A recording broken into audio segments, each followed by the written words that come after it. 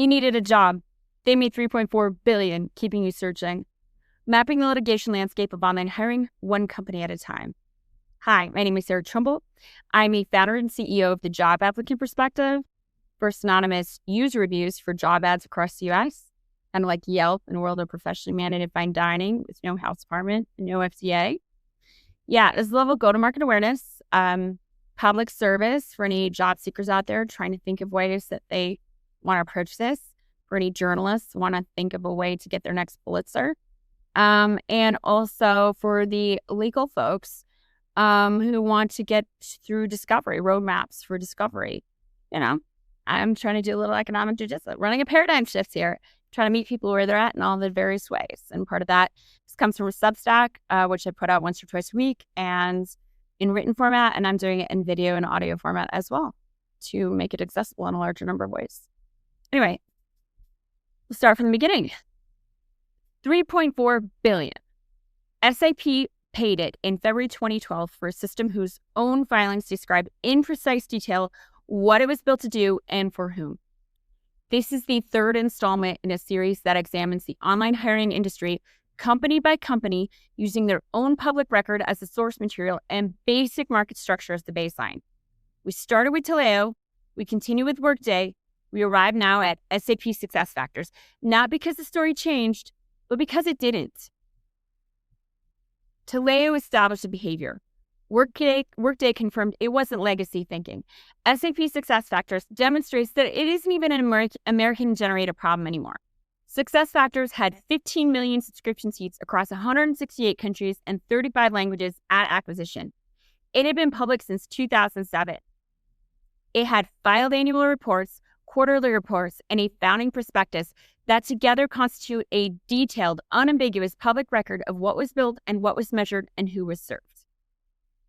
A German company, EU jurisdiction, GDPR, and these same priorities. Econ 101 level incompetence at the system level.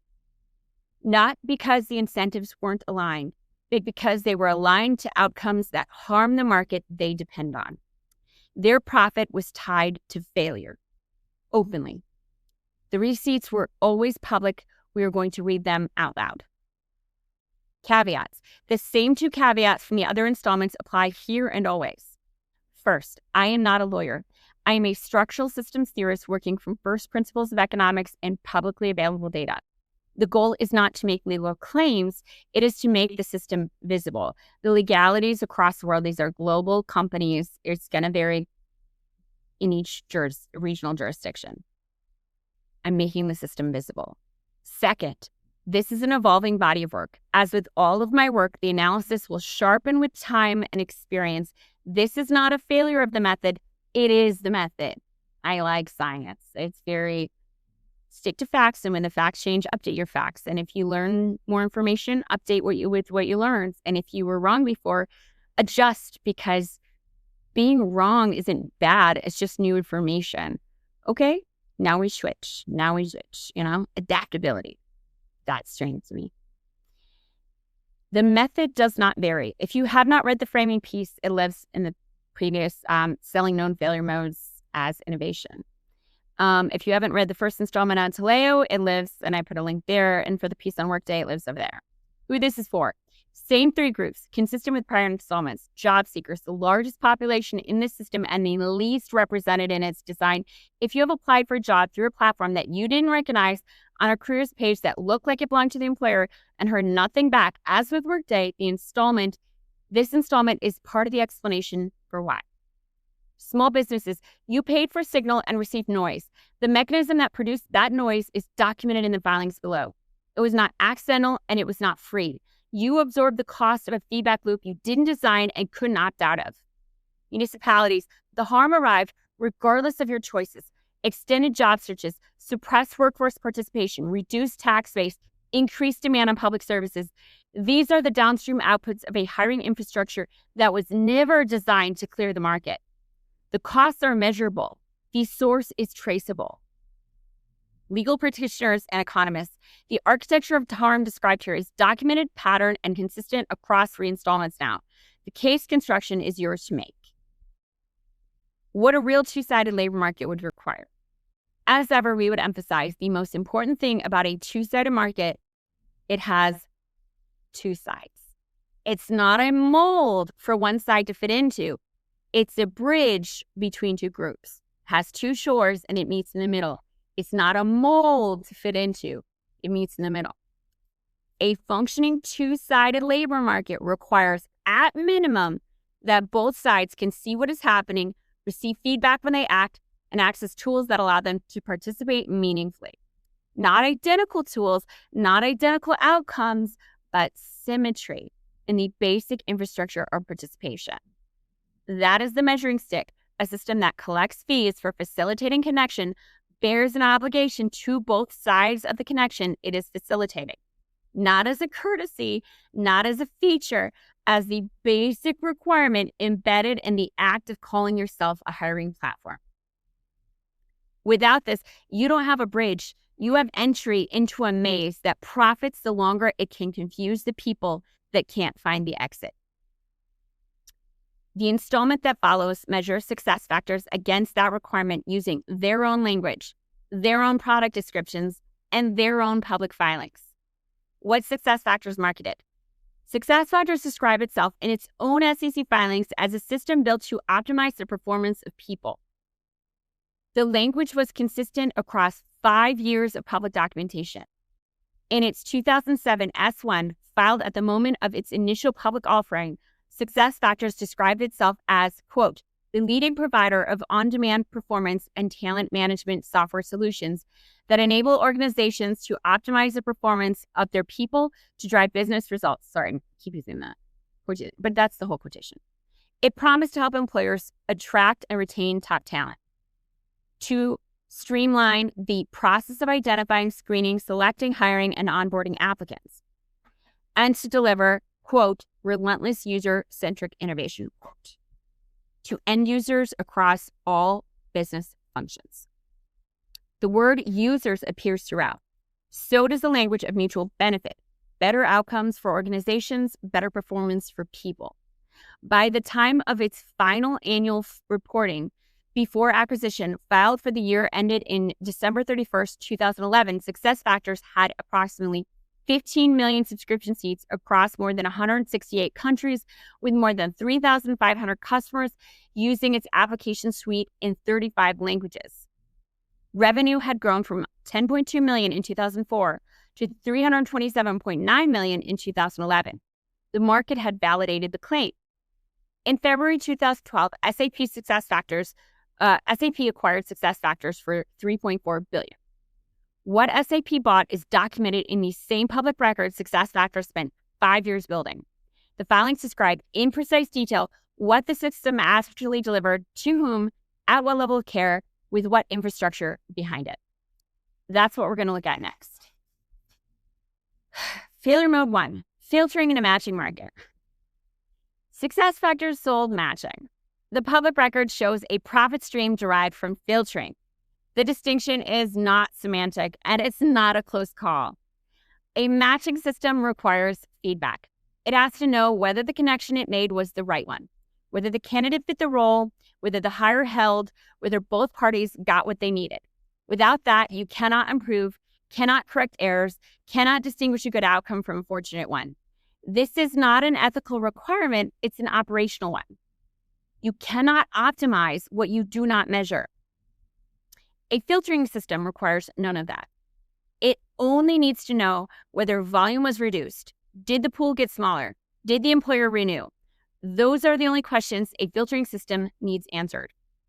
SuccessFactors tracked one of these sets of questions, not the other. Across every filing from 2007 S1 through the 2011 10K, the company measured customer renewals, subscription seats, revenue per customer, and deferred revenue growth. I put a reference to their S1 in 2007 and then their 10K in 2011.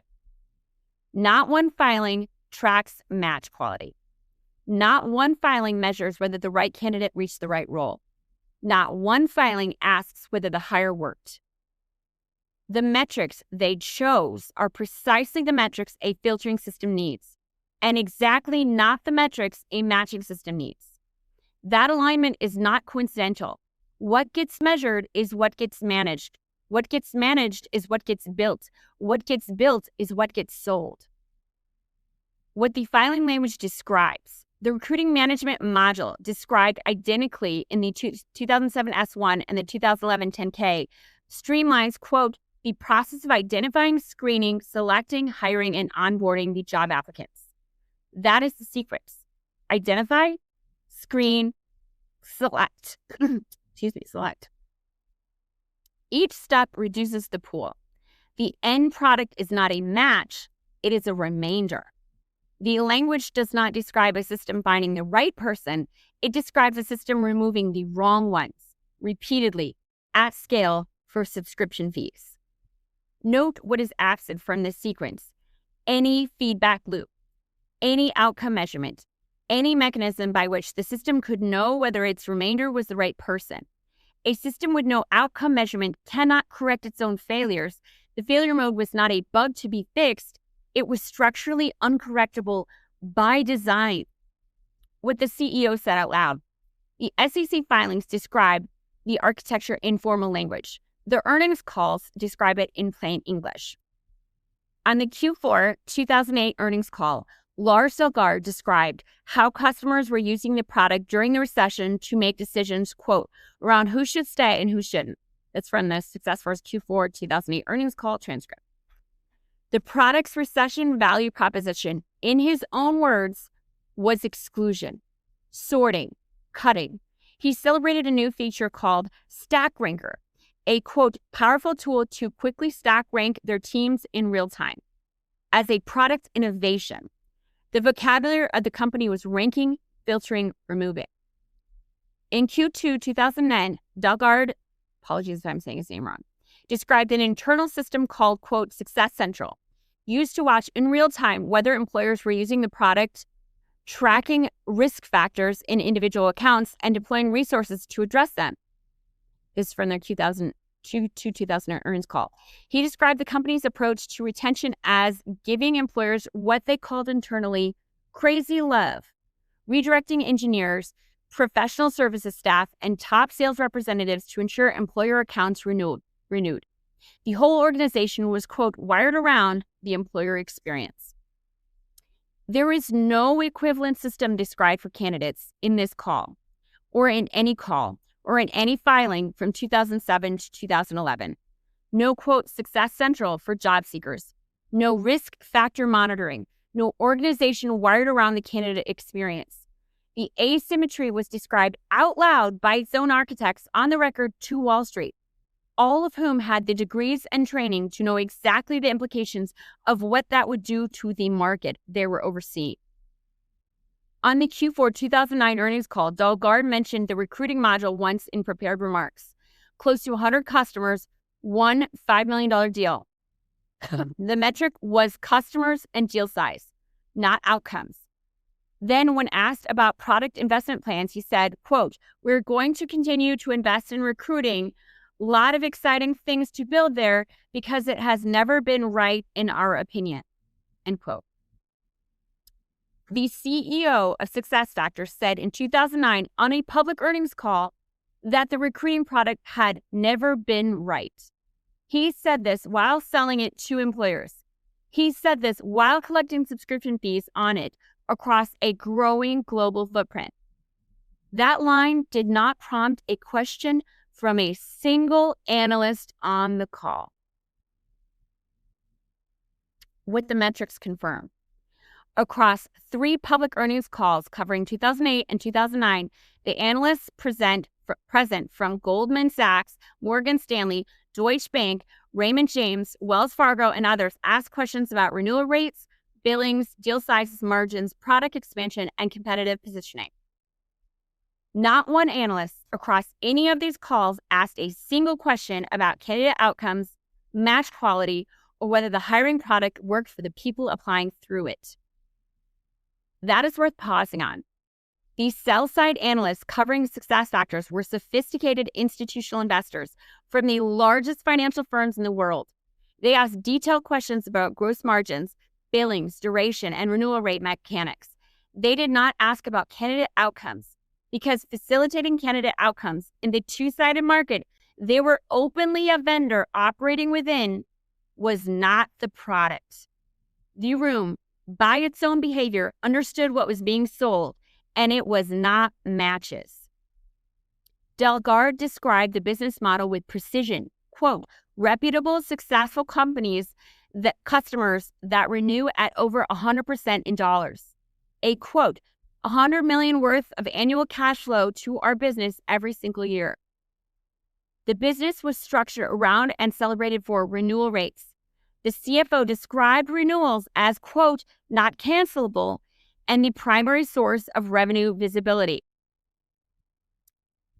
Sorry, the last part, in the primary source of revenue visibility wasn't in a quote, just not cancelable was an actual quote. What employers renewed for is worth asking. Not matches, there's no evidence they were being measured.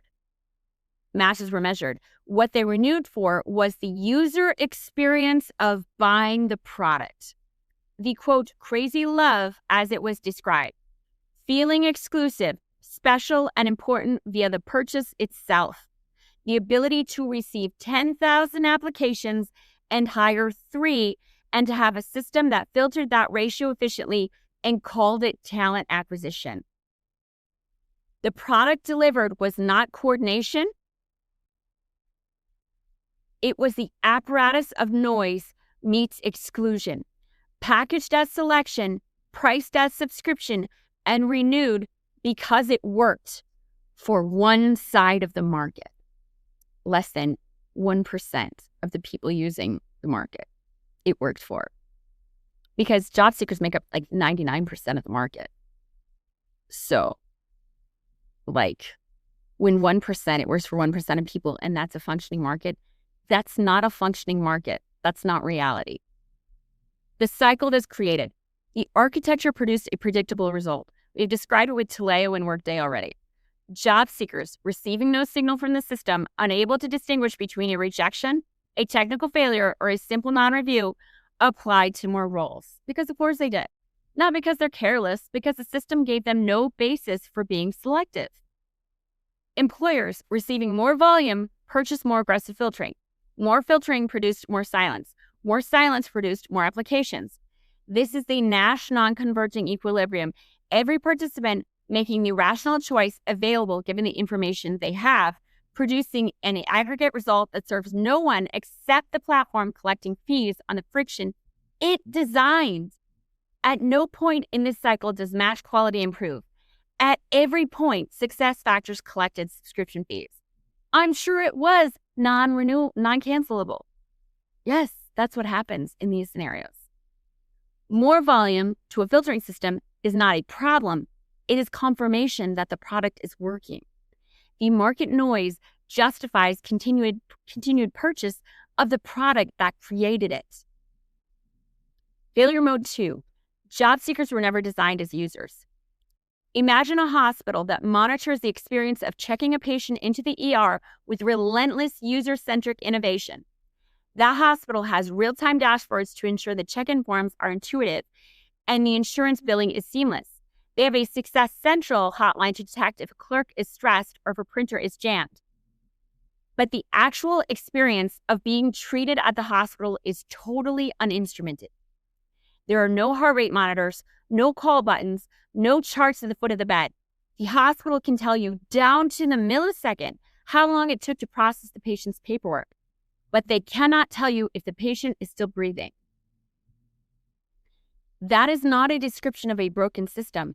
It is a description of SuccessFactors as built, as filed, as operated, and as acquired.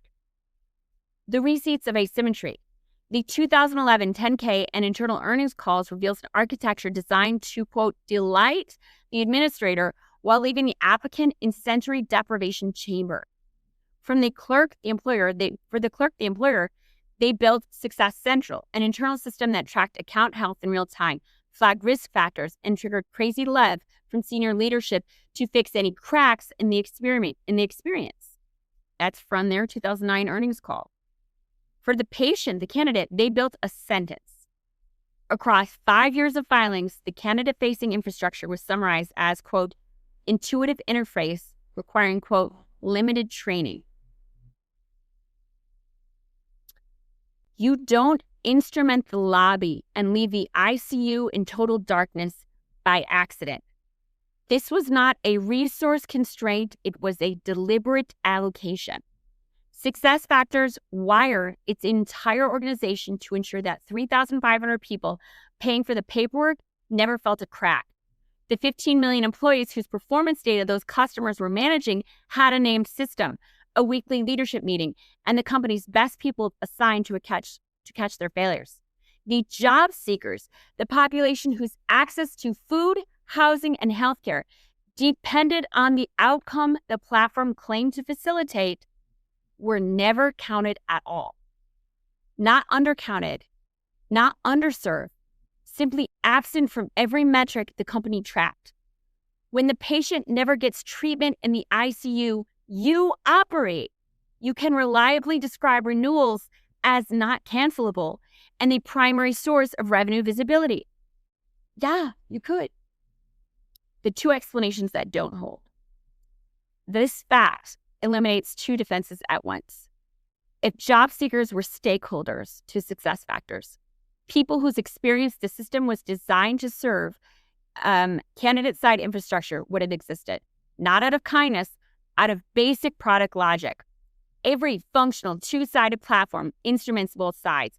Uber tracks driver experience. Airbnb monitors user experience. The non-paying user's experience is load-bearing for Uber, for any of these. It's the mechanism through which value is created for the paying customer. Building Success Central for employers and nothing for candidates is not a product decision consistent with running a two-sided market. It just isn't. If job seekers were a product, if the goal was efficient delivery of high-quality talent, like talent was the product that needed to be efficiently delivered to employers, instrumentation would also have existed. You watch your production line. You measure where your input enters and where it stalls. You identify drop-off. You optimize throughput. None of that infrastructure existed on the candidate side.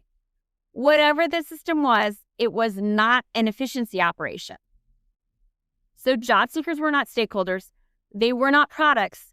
But without their participation, SuccessFactors had nothing to sell. No candidate volume means no employer value. No employer value means no subscription revenue. No subscription revenue means no $3.4 billion acquisition price. And employers can't even claim to say they didn't know because they didn't ask. You can check. Their uncompensated time, their unpaid labor, their inability to opt out of a system that profited from excluding them at scale from the resources they came to the market to acquire, that was the foundation every other number in the filing was built on. What the closing document confirms, the joint press release issued at the completion of the acquisition described what SuccessFactors delivered: business alignment, team execution, people performance, and learning management solutions. That's from a joint press release. I know what a 99.1 is now from the 8Ks. These are descriptions of what the employer becomes, not what the market does. I've said it before. This has flipped into an identity market. It's not a coordination market. They're not measuring function. They're measuring identity. What the paying customer receives: an organizational identity, a description of the kind of company they are. The market sold identity, not function, openly in its own SEC filings. A nightclub model of a labor market. Exclusivity, not coordination. And everyone in the room with the MBAs to know how that would affect civic stability and the economy they sold their goods and services into approved it. Failure mode 3, no tech support, infrastructure for half the market. Every system fails, software glitches, keyword filters misfire, resumes render incorrectly. It just happens. Qualified people fall through the cracks that have nothing to do with their qualifications. This is not hypothetical. It's an operational certainty in any system processing applications at the scale SuccessFactors operate at. The question that reveals organizational priorities is not whether a system fails, it is whose failures get caught. What they built for employers, the quote Success Central Fortress between the 2007 S1 and the 2011 10K, employer support underwent a massive, deliberate evolution. What began as a standard support transformed into a sophisticated tiered ecosystem. Tiered support, introduction of premium and platinum tiers, providing 24/7, 365 human access. Active monitoring, development of Success Central, a proprietary system designed to flag risk factors in real time. Human redundancy, weekly senior leadership meetings dedicated to crack detection, identifying problems that automated systems missed. This was a closed-loop system. It acknowledged that software fails, so it built human escalation on top of automation to ensure the employer never felt a crack. What they built for candidates, the stagnant interface. Across that same 4-year period, candidate side infrastructure remained frozen in time. 2007 S1, quote, our user interface is designed to be highly intuitive, requiring limited training. 2011 10K, an intuitive interface now available in 35 languages. That is a complete evolutionary record. They added languages, but they never added a call button. While the employer side received Success Central, weekly leadership reviews, and platinum tier response, the candidate received a total structural absence. Excuse me.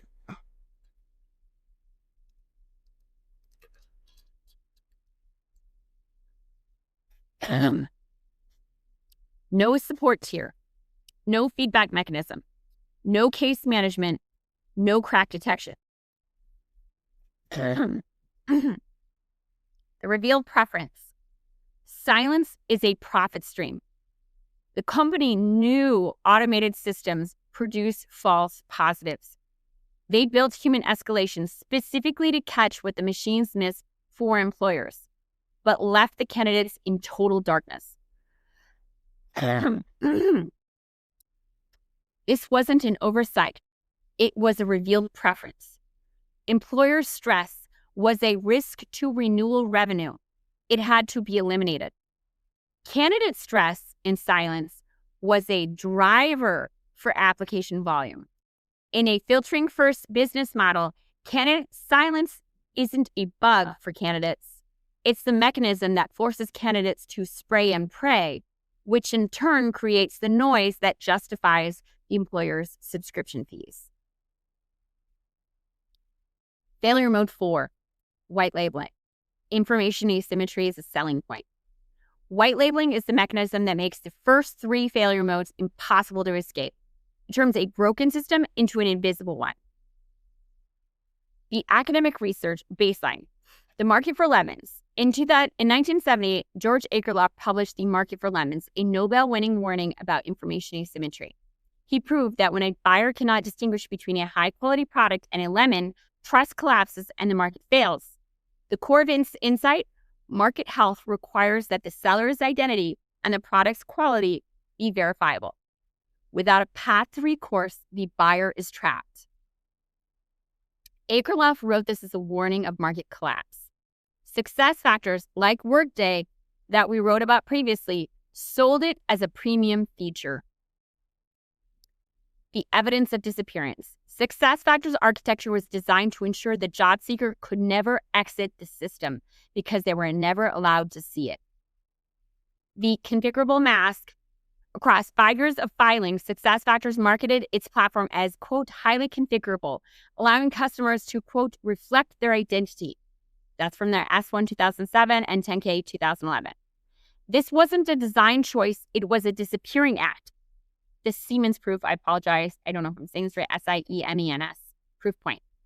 On a Q2 2009 earnings call, CEO Lars Selgaard celebrated the Siemens deployment, 420,000 users in 80 countries, as success, specifically because SuccessFactors vanished. In his account, the platform didn't exist, only, quote, Siemens strategy did. The better a platform disappeared, the better the deployment.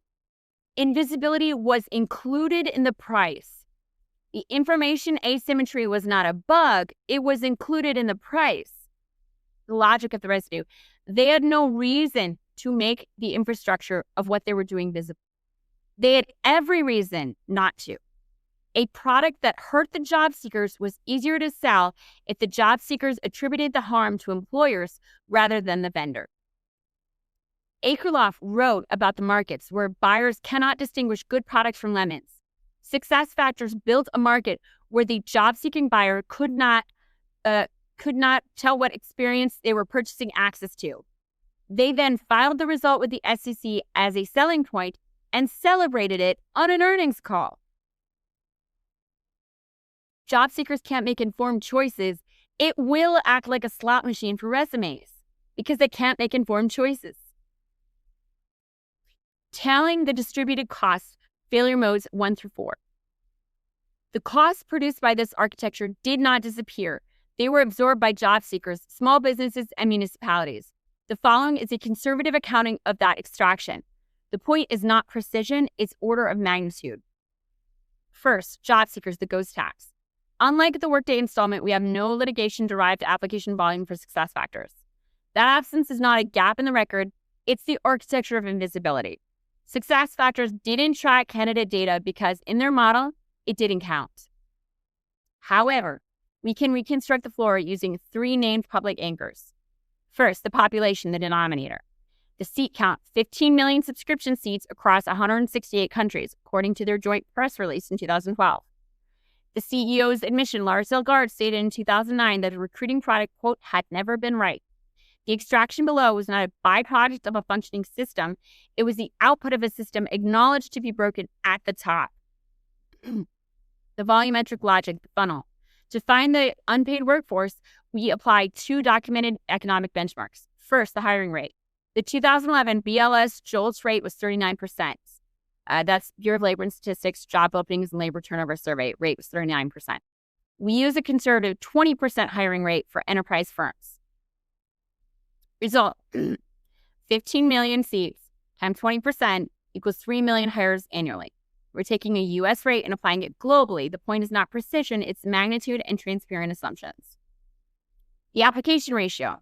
The 2011 Bersin, I'm not spelling right, but BERSIN Talent Acquisition Factbook found averages 89 to 144 resumes per hire.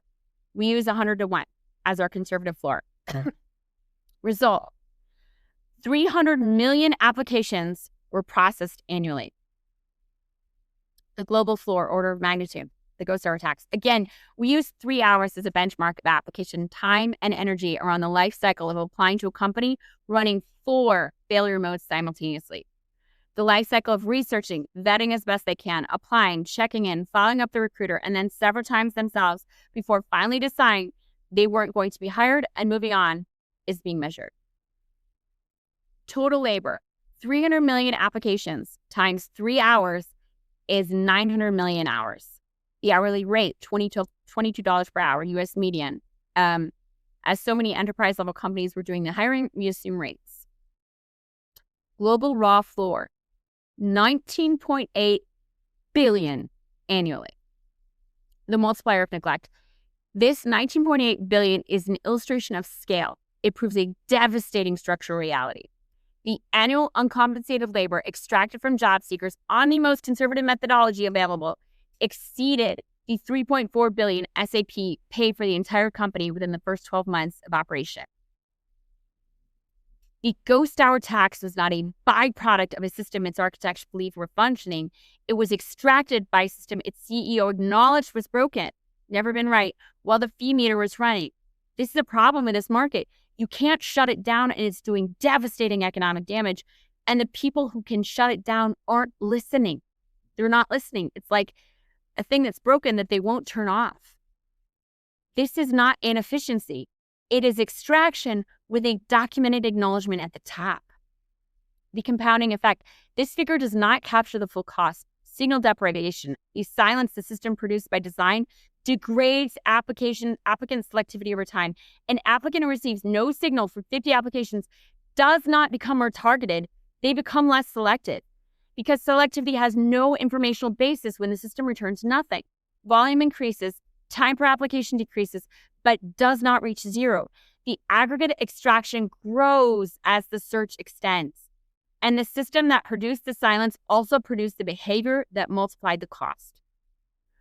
The static annual figure is therefore conservative in a second way. It measures a single year's extraction as if applicant behavior were constant.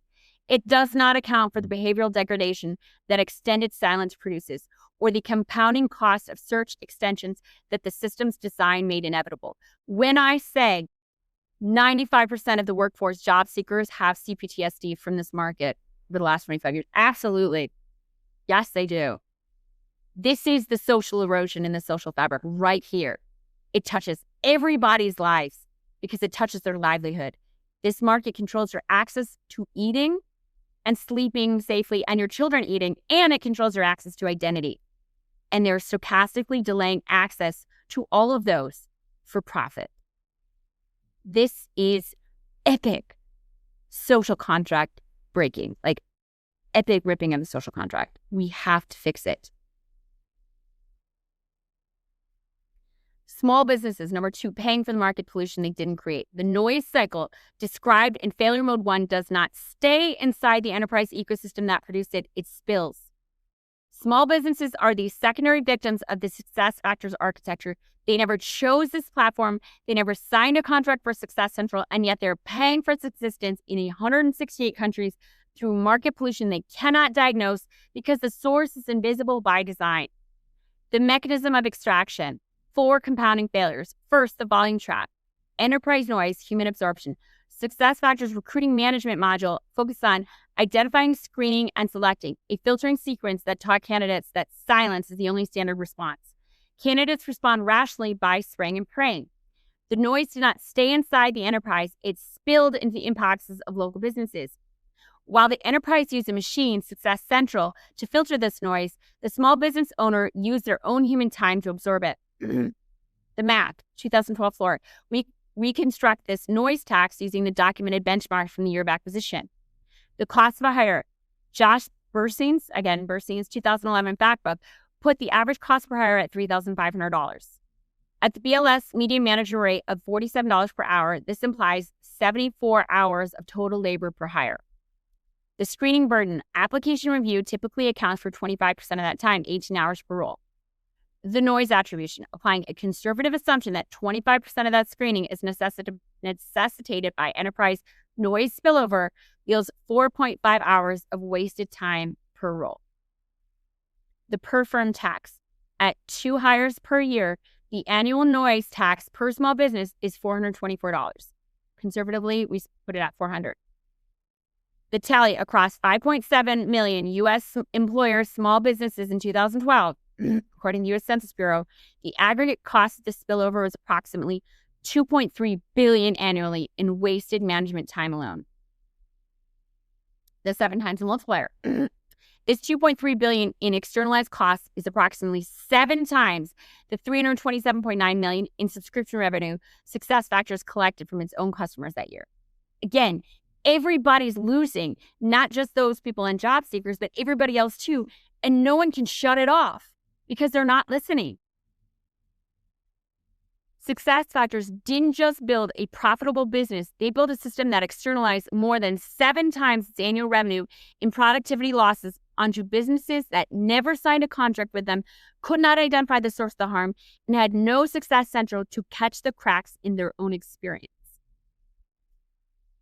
The axis cost inversion. This noise stuff, this visibility premium on noise doesn't distribute evenly. A global brand like Siemens, like Amazon, like Dow, like DuPont stays visible. A local daycare in Poughkeepsie, Illinois or whatever drops below the fold in hours. The local daycare has a $14 an hour row that needs to stay visible in a market made noisy by systems they build. The daycare pays boost fees to platforms. Their role, if they lose somebody, the classroom closes, they might lose their business. They're playing it much more close to the bone. So they needed to have a turnover. Those fancy places, they're hiring like 6 months in advance. The $14 an hour row in Poughkeepsie, Illinois drops below the fold. The enterprise, the daycare pays boost fees to platforms. The free job postings really just work for the enterprise. The enterprise created the noise that made visibility expensive The small business pays the premium, the platform collects the fees, and I've mentioned it in previous articles too. I put a link to the other articles I mentioned today.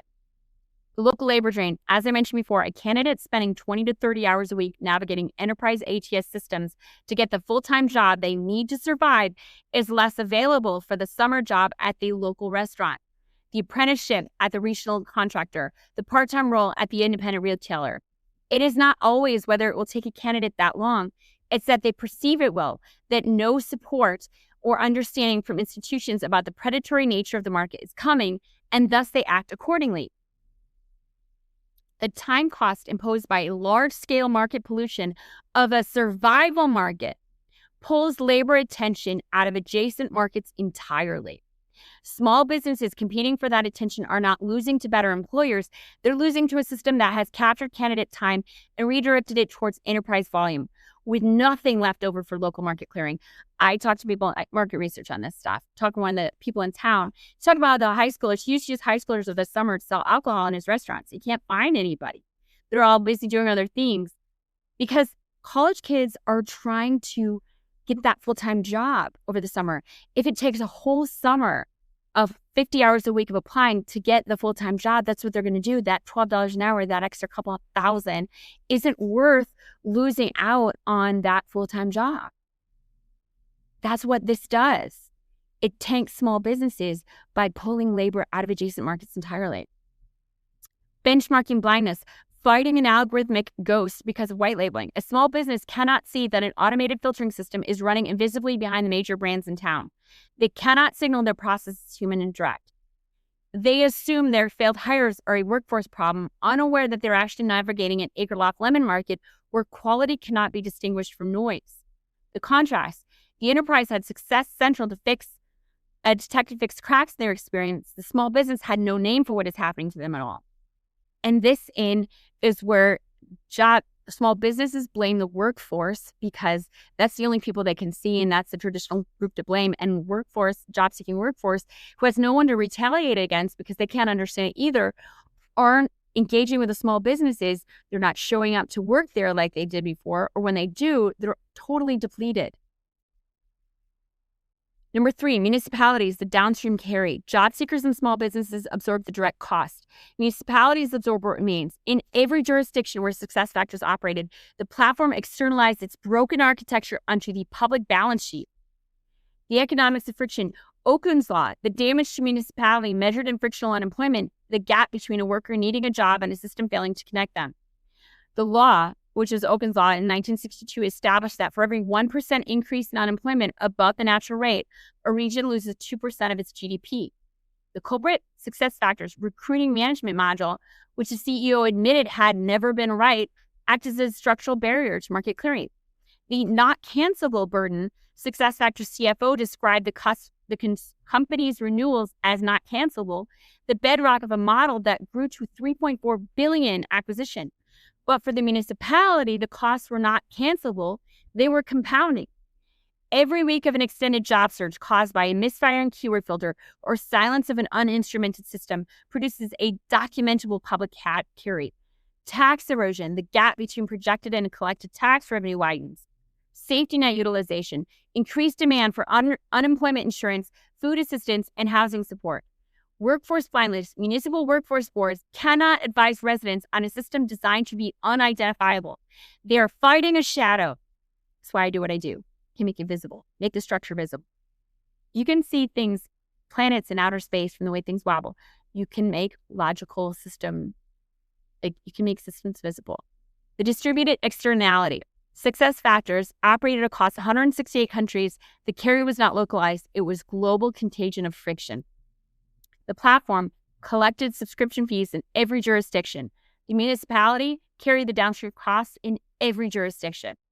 Wages drop with this type of behavior. I don't understand how people don't. Your wages are absolutely interconnected with the experience of job-seeking workforce. They just are. Unions.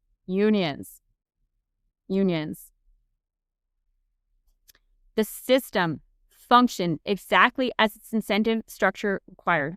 It filtered people out to keep employers renewing, and it pushed the resulting economic drag onto the public bodies least equipped to trace it. What SAP bought In February 2012, SAP paid $3.4 billion for a system whose own filings described in precise detail exactly what it was built to do and for whom. Number one, the due diligence of absence. SAP's sophisticated due diligence teams did not inherit a gap in coverage. They purchased a documented architecture where the candidate's absence was visible, celebrated feature. The employer fortress. They reviewed the descriptions of Success Central, the weekly senior leadership crack detection meetings, and the platinum tier support. They saw an organization wired around the person who writes the check. The candidate's silence. They reviewed a candidate-facing infrastructure consisting of one sentence in an intuitive interface available in 35 languages. The CEO's admission. They reviewed the public record where the CEO admitted the recruiting product had never been right. And they authorized a $40 per share price cash price regardless. Number two, the nightclub model of human survival. The joint press release on February 23, 2012 reveals the organizational identity SAP was actually purchasing. SuccessFactors delivers business alignment, team execution, people performance, and learning management solutions. Read that description carefully. It contains business alignment, team execution, people performance, subscription renewal seats. It does not contain candidates, job seekers, match quality, hiring outcomes. In a global system governing access to food, housing, and healthcare, the people seeking those things were simply absent from the document that closed the deal. SAP did not buy a bridge between two sides. They bought a nightclub model of a labor market, where exclusivity is the product and the noise of the excluded justifies the cover charge. The extraction as valuation. The filing that describes candidate-facing silence across 168 countries was the same filing that supported a $40 per share price. The global productivity drain, $19.8 billion annually. The purchase price, $3.4 billion. SAP paid less than 20% of the annual global labor extraction to own the machine that produced it. This is not an allegation. It is a description of a sophisticated buyer purchasing a high-yield asset at a price that reflected the value of the architecture as designed. Check the research. The failure modes described in this analysis draw on the same foundational work referenced in Taleo installment. These are not novel observations. They are the kind of work that basic due diligence for a coordination market would reference. George Akerloff's Market for Lebanon, John Nash's Non-Cooperative Games, Richer and Tirol, System Design, excuse me, I talk about Nielsen and the ACM Code of Ethics and Professional Conduct. I have one for Okun's Law and the SEC filings of SuccessFactors and the joint press release, and also about the quarterly transcripts. The job applicant perspective. The job applicant perspective is a company producing this series. We are building the candidate-side infrastructure that was never built. They had 15 million seats across 168 countries and the same blind spot in all of them. A two-sided coordination market that operates with unilateral governance cannot ever sell matches. It just can't. It can produce them, but it cannot promise to sell them. It can only reliably sell exclusivity. Say it again. A two-sided coordination market that operates with unilateral governance cannot ever sell matches. It can produce them, but it can only reliably sell exclusivity. This is economic collapse, social erosion, and civic instability on a delayed horizon that is hardly delayed at all anymore. We come from systems theory into economics not to break the field, but to remind it instead what it once knew and forgot. Say it with me. The market is not the employer. I used to be a teacher. I feel like I would make a bunch of economists write lines on this. The market is not the employer. The market is not their employee. The market is not the employer, like Bart Simpson style, 100 lines on this here.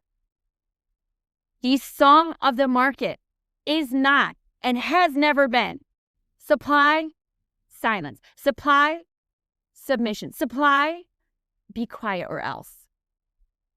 The song of the market that was snuffed out when hiring went online is the song of a great old locomotion engine. It is the rhythm so consistent that it hums under everything, singing the steady beat of a song silent for 20 years now. supply, demand, supply, supply, demand, supply. We don't operate the nightclub model of online hiring because we prefer our economics markets, like we like our civic societies. Rational. Our MVP is a small thing right now, a seed of a great oak that it can be. The architecture of the future is written in the protocol of its DNA. We take our inspiration from Elinor Ostrom. The systems documented in the series were built to serve one side of the labor market. We built ours to serve the function. Conclusion: 3 ATS companies, 3 public records, 1 pattern. Taleo was acquired by Oracle for $1.9 billion. SuccessFactors was acquired by SAP for $3.4 billion. Workday's investors funded and sustained a platform whose architectural asymmetry is documented across years of public filings. 3 sophisticated institutional actors, 3 public records describing the same architectural pattern. 3 decisions to fund, acquire, and ratify a system that served one side of a two-sided market and extracted uncompensated labor from the other. The pattern is not isolated. It is not coincidental. It is documented in the company's own language, their own product descriptions, their own investor materials, and the acquisition prices sophisticated buyers chose to pay. The candidate population was the input, not the output. Their experience was not the product. They were the unpaid workforce powering the billion-dollar system that denied them access to leave by consistently denying their access to informed choices. SAP understood what they were buying according to their own documents. They paid a premium for it. The filing that described candidate-facing silence across 168 countries and 15 million subscription seats was the same filing that supported the $40 share price. Per share price. This is not an allegation. It is a description of what the public record shows a sophisticated buyer chose to purchase at a price that reflected the value of the architecture as designed. Once you see the architecture, you see it everywhere. In the US with Taleo and Oracle, in the present with Workday, and across geographies with SAP. But there is something worth saying plainly before the installment closes, because this series is not only about architecture. The evidence for what these systems did to job seekers did not require SEC filings to exist. Millions of people described it accurately in real time for 2 decades. They described the silence, the missing feedback, the applications that disappeared, the careers pages that looked like clear pages but behaved like black boxes. The hours spent on processes that returned nothing. The evidence existed. It was voluminous. It was consistent. It did not count.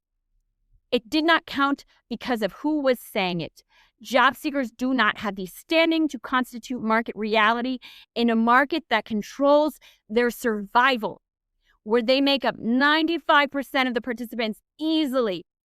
Their experience, however widespread, however accurately described, does not become legible until it appears in the mouth of the company that was profiting from it. The SEC filing says what the job seeker said. The SEC filing is real. The market is not the employer. This is the epistemic condition this series is working inside. This is epistemic collapse. We're not talking about reality based on it being real, but based on who has allowed to say it. The receipts were always public. The experience was always documented. The only thing this series does is find the version of the truth that the institutions responsible for it wrote down themselves and read it out loud. That should not be necessary. It is.